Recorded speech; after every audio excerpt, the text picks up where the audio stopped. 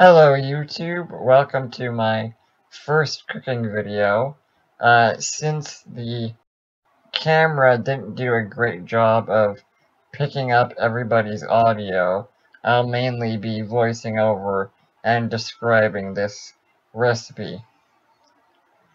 It's an experimental recipe based off of Alton Brown's homemade stovetop mac and cheese recipe with the added concept of toasting pasta from the Ideas in Food blog, both of which I'll link in the description. The pasta was toasted in the oven at 250 Fahrenheit for about 30 to 40 minutes. And just like normal pasta, it gets seasoned and boiled after being toasted in the oven. The main component of this sauce is 4 eggs beaten along with a can of evaporated milk, and I believe the evaporated milk was roughly 330 milliliters. Seasonings are also added to the mixture. In my case, I went with smoked paprika and some Dijon mustard, which are a slight variation on the original recipe from Alton Brown. I actually would have gone with a bit more of each than is shown in the video next time.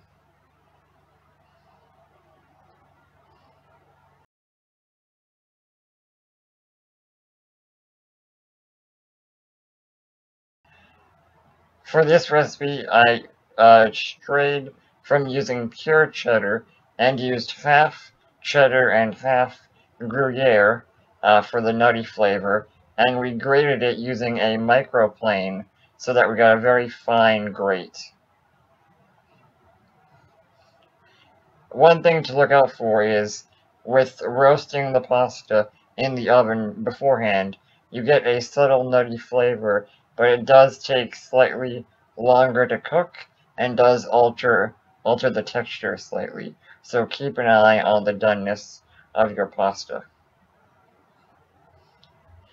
Another thing about this recipe is that when you toast pasta and then boil it, you get a lot of good flavor and starches in the pasta water, so what you're seeing now is a sort of roundabout way to completely save all of the pasta water for a future recipe that I have planned.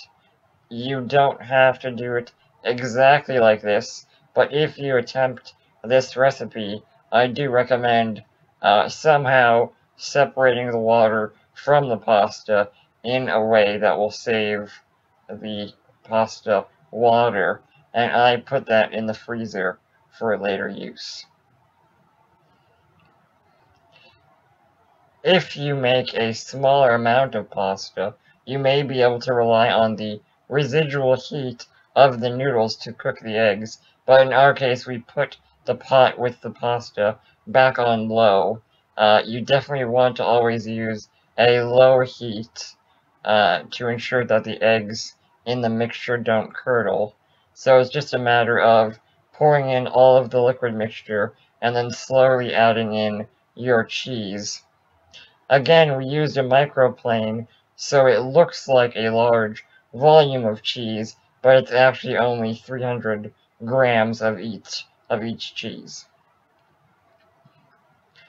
So you just slowly add the pasta to the mixture, stir pretty much constantly until you get a nice thickened sauce, and again, that will take a while depending on how much you make. For us, it only took around, I would say 6 to 8 minutes to get everything melted and properly thickened.